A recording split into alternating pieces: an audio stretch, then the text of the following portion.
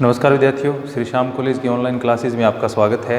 इस क्लास में हम बीए बीएड फोर्थ ईयर के लिए भौगोलिक चिंतन का इतिहास पढ़ रहे हैं, जिसका ये 77वां भाग है। भौगोलिक चिंतन के इतिहास में जर्मन भौगोलिक विचारधारा के अंतर्गत हम फ्रेडरिक रेटजेल के विचार पढ़ रहे थे।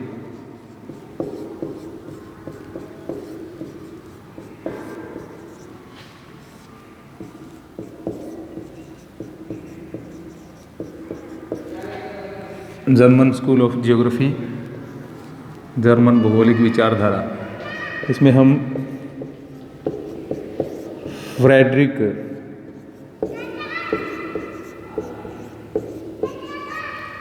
रेटजेल के विचार हैं वो पढ़ रहे हैं। फ्रेडरिक रेटजेल की विभिन्न रचनाओं के बारे में हमने पढ़ लिया था। अब इसके बाद में फ्रेडरिक रेटजेल की जो विचारधारा है उसके बारे में हम पढ़ेंगे।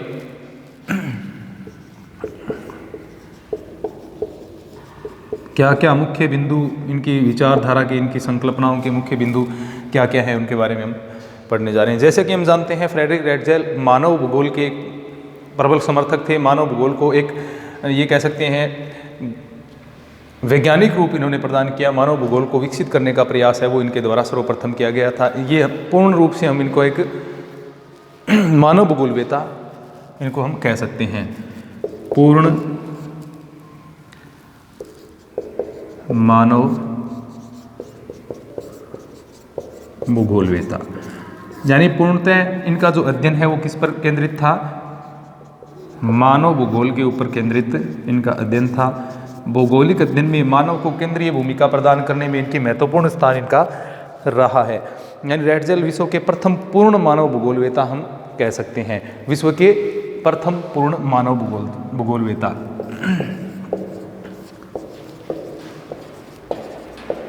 प्रथम पूर्ण मानव भूगोलवेता। इसी कारण इनको क्या कहा जाता है? मानव भूगोल का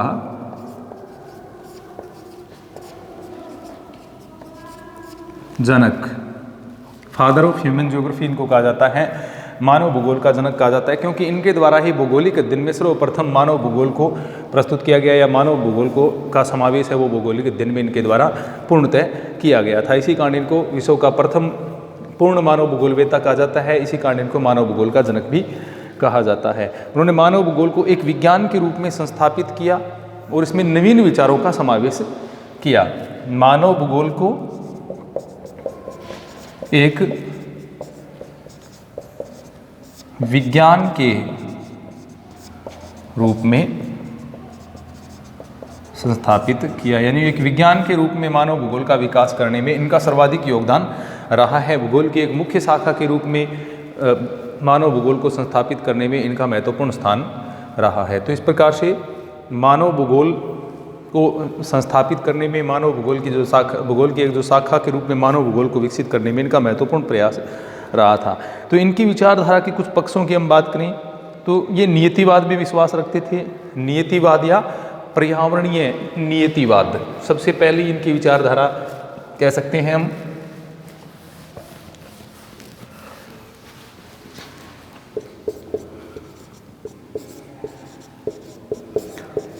नियतिवाद या पर्यावरण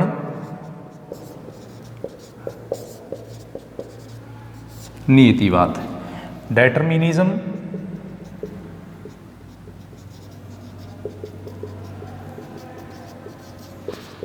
और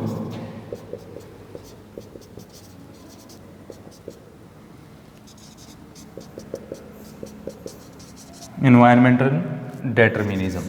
तो नियतिवाद या पर्यावरणीय नियतिवाद के ये प्रबल समर्थक रहे हैं।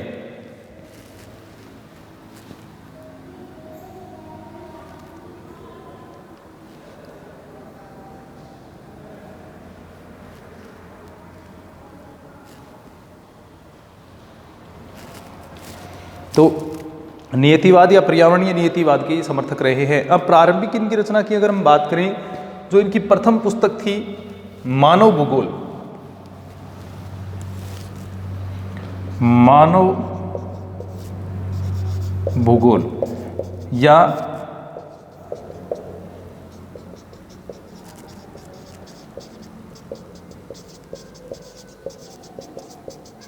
जो कि इनकी सबसे प्रसिद्ध पुस्तक रही है एंथ्रोपोजियोग्राफी, या ये कह सकते हैं मानव भूगोल। इस पुस्तक में जो इनके विचार हैं वो मानव से संबंधित हैं और किस प्रकार जो डार्विन का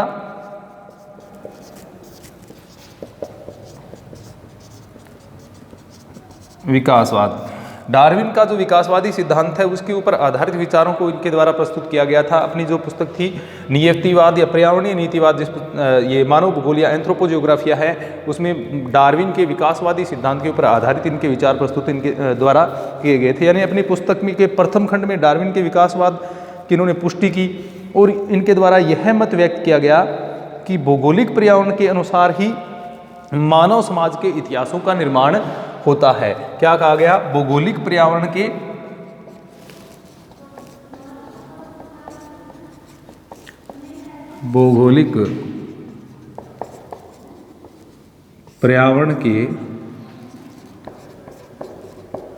अनुसार ही मानव समाजों के इतिहास का विकास होता है। यानी जैसा भौतिक पर्यावरण या भौगोलिक पर्यावरण होगा उसी प्रकार उस क्षेत्र का जो मानव समाज है उसके इतिहास का विकास उसी के ऊपर आधारित होगा, ऐसा इनका मानना था। यानी स्पष्ट बात है कि मानव समाज के विकास के ऊपर, मानव समाज के इतिहास निर्माण के ऊपर भौगोलिक पर्यावरण का अत्यधिक प्रभाव देखने को मिलता है। ऐसे इनकी विचारधारा थी। यानी भौगोलिक पर्यावरण के अनुसार ही मानव समाजों के इतिहास का निर्माण होता है। इसीलिए इनको क्या कहा जाता है, जो रैटजेल है उनको नियतिवाद का प्रतिपादक कहा जाता है, का विकास होता है। इसी कारण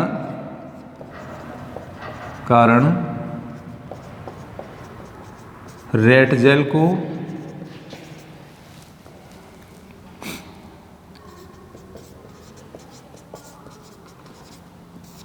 नियतिवाद का प्रतिपादक कहा जाता है। तो सबसे पहली इनकी विचारधारा ये कह सकते हैं, पर्यावरण को इन्होंने महत्व दिया और इन्होंने कहा कि मानव विकास पर या मानव समाज के विकास के ऊपर किसका सर्वाधिक प्रभाव रहता है? पर्यावरण का।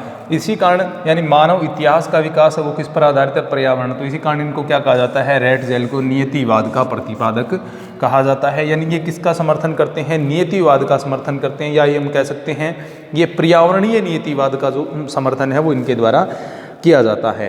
क्योंकि रैटजेल ने मानव भूगोल के अंतर्गत मानव जीवन की व्याख्या है वो पर्यावरण के संदर्भ में की है। अपनी पुस्तक में मानव भूगोल में या मानव जीवन की व्याख्या किसके संदर्भ में की है?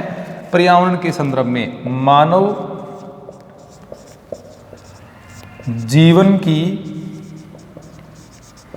व्याख्या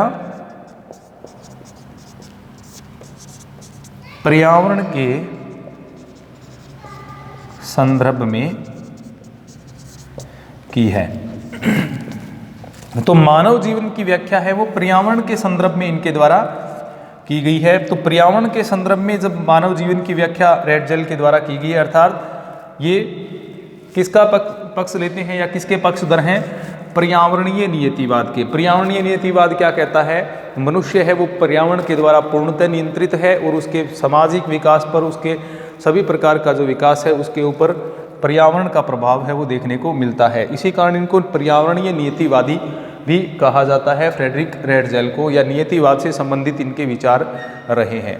तो पर्यावरणीय नियतिवाद या नियतिवाद के समर्थक हैं वो रैटजेल को कहा जा सकता है। विभिन्न प्रादेशिक उदाहरणों के माध्यम से उन्होंने यह भी प्रयास किया समझाने का कि मनुष्य का रहन सहन है, उसकी आर्थिक स्थिति है, उसका सामाजिक जीवन है। विभिन्न उदाहरणों के माध्यम से रैटजेल ने बताया कि मनुष्य के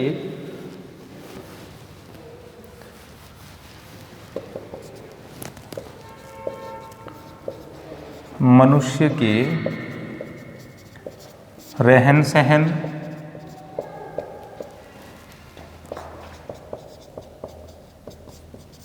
सामाजिक एवं सांस्कृतिक विकास,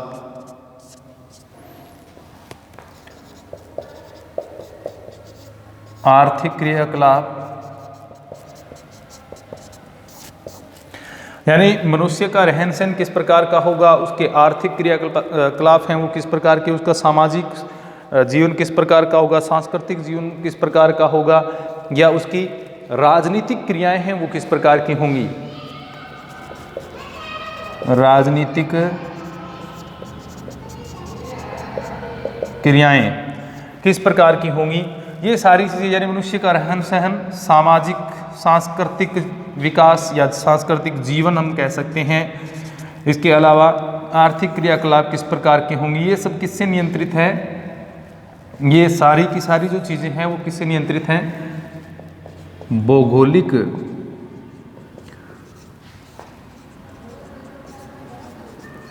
पर्यावरण द्वारा नियंत्रित हैं। तो मनुष्य के सारे क्रियाकलाप, सामाजिक, आर्थिक, सांस्कृतिक, राजनीतिक सभी प्रकार के क्रियाकलाप हैं वो रेडजेल के अनुसार भौगोलिक पर्यावरण के द्वारा नियंत्रित होते हैं। भौगोलिक पर्यावरण का उनके ऊपर अत्यधिक प्रभाव देखने को मिलता है। तो पहला तो इनका नियतिवादी या पर्यावरणीय नियतिवादी से संबंधित विचार हैं। दूसरा, ये पार्थिव एकता में विश्वास करते हैं। नंबर 2, पार्थिव एकता।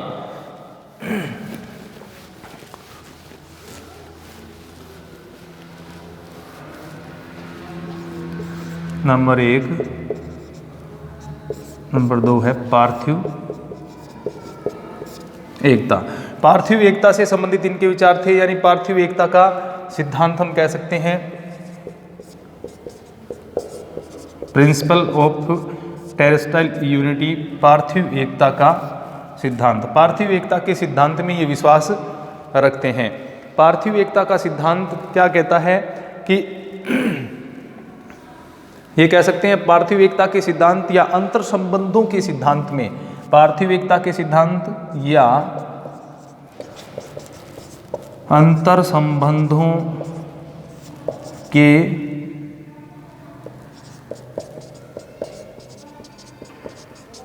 सिद्धांत में रेडजेल का पूर्ण विश्वास था। तो अंतर संबंधों के सिद्धांत या पार्थिव एकता के सिद्धांत में इनका पूर्ण समर्थन विश्वास था। पार्थिव एकता के सिद्धांत के बारे में हमने पहले भी पढ़ा है कि पार्थिव एकता का सिद्धांत क्या है कि संपूर्ण विश्व को उसके व्यक्तिगत तत्व के रूप में नहीं बल्कि सभी तत्वों को समष्टि के रूप में देखना, यानी सभी तत्व एक दूसरे से जुड़े हुए मानता है। पार्थिव एकता का सिद्धांत क्या कहता है, सभी तत्व यानी प्रकृति के सभी तत्व व्यक्तिगत न होकर के क्या है, एक समष्टि के रूप में है, यानी एक ही हैं। सभी तत्व क्या है, सभी तत्व एक हैं। पृथ्वी के या प्रकृति के जितने भी तत्व हैं वो सभी के सभी एक है। उनका व्यक्तिगत रूप में अध्ययन न करके उनका अंतर संबंधों के रूप में या पार्थिव एकता के रूप में उनका अध्ययन किया जाना चाहिए, यानी वो एक दूसरे से जुड़े हुए हैं, परस्पर अंतर संबंधित पाए जाते हैं। पार्थिव एकता के सिद्धांत को मानव भूगोल की आधारशिला इनके द्वारा माना गया है। रेडजेल पार्थिव एकता के सिद्धांत को मानव भूगोल की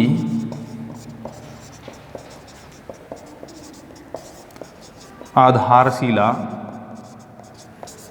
मानते थे, यानी मानव भूगोल की आधारशिला इनके द्वारा क्या मानी गई है, पार्थिव एकता का सिद्धांत। पार्थिव एकता का सिद्धांत क्या है, पृथ्वी के जितने भी तत्व हैं सजीव निर्जीव एक दूसरे से क्या है, पूर्णतः अंतर संबंधित हैं, एक दूसरे से परस्पर जुड़े हुए हैं, व्यक्तिगत रूप से उनको अलग नहीं किया जा सकता या उनका अलग अलग अध्ययन है वो नहीं किया जा सकता। पार्थिव एकता का सिद्धांत ये कहता है। और रेडजेल का मानना था कि मानव भूगोल की जो मुख्य आधारशिला है वो क्या है, पार्थिव एकता का सिद्धांत है। यानी सिद्धांत के अनुसार प्रकृति के सभी तत्व परस्पर संबंधित होते हैं और कोई भी भूदृश्य है वो इन तत्वों के मिले जुले स्वरूप को स्पष्ट करता है।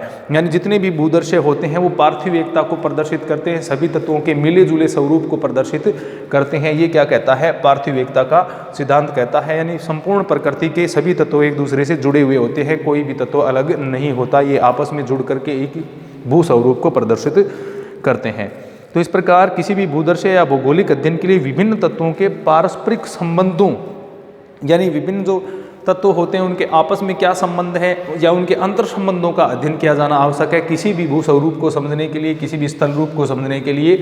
तो इस प्रकार से मानव भूगोल की भी विभिन्न जो, यानी मानव भूगोल को समझने के लिए भी इसके जो विभिन्न तत्व हैं इनकी पारस्परिक अंतर संबंध, यानी मानव एवं पर्यावरण के जो अंतर संबंध हैं, मानव एवं भौगोलिक जो स्थितियां हैं उनके जो आपसी संबंध हैं उनके बारे में अध्ययन करना आवश्यक है, क्योंकि पर्यावरणीय स्थितियां या प्राकृतिक जो चीज़ें हैं वो मानव को भी प्रभावित करती हैं और मानव उनको प्रभावित करता है। तो इस प्रकार से उनके अंतर संबंधों को, उनके आपसी संबंध जो है उनका अध्ययन करना जरूरी है, यानी अंतर निर्भरताओं का विश्लेषण करना आवश्यक है। तो इस प्रकार से ये पार्थिव एकता के सिद्धांत के भी समर्थक हैं।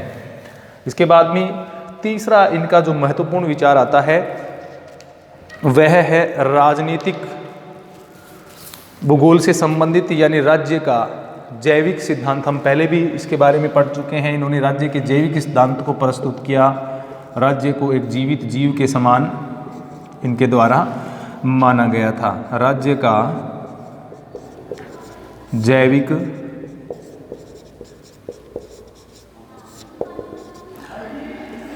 सिद्धांत, राज्य का जैविक सिद्धांत इनके द्वारा प्रस्तुत किया गया, यानी ऑर्गेनिक थियरी ऑफ स्टेट, राज्य का जैविक सिद्धांत। रेडजल ने राजनीतिक भूगोल नामक जो इनका ग्रंथ था उसमें जैविक राज्य की संकल्पना का समर्थन किया था। जैसे कि हमने पढ़ा था राजनीतिक भूगोल इनकी जो पुस्तक थी, राजनीतिक भूगोल, इस पुस्तक में इन्होंने जैविक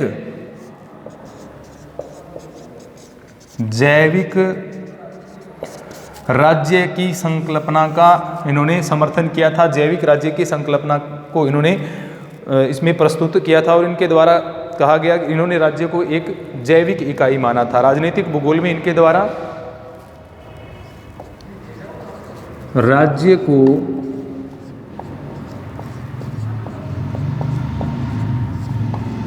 जैविक इकाई माना, राज्य को इनके द्वारा एक जैविक इकाई माना गया था और इसी आधार पर राजनीतिक भूगोल जो पुस्तक है वो राज्य के जैविक सिद्धांत को प्रस्तुत करने वाली इनकी कृति कही जा सकती है। यानी उनके रेडजेल के अनुसार जिस प्रकार जो अन्य जैविक इकाई होती हैं उसी प्रकार से राज्य के लिए भी सतत प्रगतिशील बना रहना आवश्यक है। यानी अन्य जीव हैं, बढ़ते हैं, उनके आकार में, उनके मानसिक शारीरिक सभी प्रकार का उनमें विकास होता है, उसी प्रकार राज्य भी एक जीव की भांति है और वो कैसे रहना चाहिए, सतत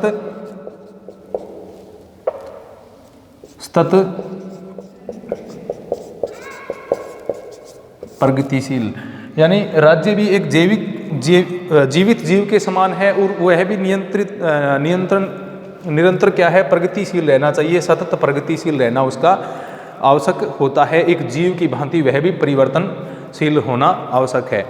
जिस प्रकार से यदि हम देखें कि जैविक इकाइयों की भांति स्वायत्त राजनीतिक इकाइयाँ भी आत्मरक्षा के लिए निरंतर संघर्ष रहती है। जैसे जीव हैं वो एक अपनी आत्मरक्षा के लिए, अपनी सुरक्षा के लिए संघर्षरत रहते हैं, उसी प्रकार राज्य हैं, जैसे छोटे राज्य हैं वो बड़े राज्यों से अपनी निरंतर सुरक्षा के लिए आत्म संघर्ष करते रहते हैं, संघर्षशील रहते हैं। यदि कोई ताकतवर राज्य, यानी अगर कोई शक्तिशाली राज्य है, वह अपने निर्बल पड़ोसियों के ऊपर अधिकार कर लेता है तो वह प्रकृति एक प्रकार से ये कह सकते हैं वह सही है उसका कार्य, यानी अपने आप को प्रगतिशील रख रहा है। वह दूसरे राज्यों को, यानी छोटे राज्यों को, अगर निर्बल राज्यों को वो अपने अंदर समाहित कर लेता है, शामिल कर लेता है, उनको पराजित करके, तो निर्बल पड़ोसी पर अधिकार कर लेना प्रकृति के अनुकूल विकास की प्रक्रिया अगर हम कह सकते हैं, उसको रेडजेल के अनुसार एक मजबूत राज्य का निर्बल पड़ोसी के ऊपर अधिकार कर लेना प्रकृति सम्मत है, या ये कह सकते हैं कि उसकी प्रगतिशीलता में वो है वह अनैतिक नहीं है, वह उसकी अनैतिकता नहीं है, नैतिक उसको इनके द्वारा माना गया है। और इसी के आधार पर इनके द्वारा लेबेनश्रेम की विचारधारा का विकास किया गया। शरण स्थल कह सकते हैं, लेबेनश्रेम रहने का स्थान या शरण स्थल की जो विचारधारा है, लेबेनश्रेम की जो विचारधारा है वो इसी जैविक राज्य की परिकल्पना के आधार पर विकसित हुई थी। तो इस प्रकार से लेबेनश्रेम की जो विचारधारा है वही आगे चल कर के भू राजनीति की विचारधारा बन गई, यानी भू राजनीति की विचारधारा को विकसित करने में उसका महत्वपूर्ण स्थान रहा। तो तीसरी इनकी विचारधारा राज्य का जैविक सिद्धांत रही है, जो कि राजनीतिक भूगोल पुस्तक के माध्यम से इनके द्वारा प्रस्तुत की गई थी। अंतिम इनकी विचारधारा के बिंदु की अगर हम बात करें तो वह है सांस्कृतिक भूदर्शे की संकल्पना। सांस्कृतिक भूदर्शे की संकल्पना, सांस्कृतिक भूदर्शन की जो संकल्पना है उसके लिए भी आधार इनके द्वारा प्रस्तुत किया गया। सांस्कृतिक भूदर्शे की संकल्पना का विकास करने का कार्य इनके द्वारा किया गया, यानी प्रथम भूगोलवेता थे जिनके द्वारा सांस्कृतिक भूदर्शे की संकल्पना को स्पष्ट वैचारिक आधार एक प्रकार से प्रदान किया गया था इनके द्वारा, यानी सांस्कृतिक भूदर्शे की संकल्पना को वैचारिक आधार प्रदान किया। तो ये प्रथम ऐसे भूगोलवेता थे जिनके द्वारा सांस्कृतिक भूदर्शे की संकल्पना को वैचारिक आधार प्रदान किया गया इनके अनुसार, यानी इस प्रकार ये कह सकते हैं सांस्कृतिक भूदर्शे की ऐतिहासिक भूदर्शे इनके द्वारा कहा गया था, और इनके द्वारा सांस्कृतिक भूदर्शे की जो संकल्पना है उसकी ऐतिहासिक पृष्ठभूमि एक प्रकार से तैयार की गई थी। तो उनके अनुसार सूक्ष्म दृष्टि से देखा जाए तो सांस्कृतिक भूदर्शे क्षेत्र विशेष में मानव जो विकास की ऐतिहासिक प्रक्रिया है उसका ही प्रतिफल है, यानी किस प्रकार से मानव का विकास ऐतिहासिक काल में उसमें क्षेत्र में हुआ है, उसी के आधार पर क्या है सांस्कृतिक भूदर्शे का विकास होता है। तो इस प्रकार ये थी रैटजेल की विचारधारा। हमने जर्मन जो भौगोलिक विचारधारा है उसमें 3 भूगोलवेताओं के द्वारा के बारे में पढ़ा, जिसमें 2 भूगोलवेता हैं जो आधुनिक भूगोल के संस्थापक हम्बोल्ट एवं रिटर, और इसके बाद में जो मानव भूगोल के संस्थापक कह सकते हैं आधुनिक भूगोल को आगे बढ़ाने में जिनका महत्वपूर्ण योगदान रहा फ्रेडरिक रैटजेल के बारे में हमने पढ़ा। धन्यवाद।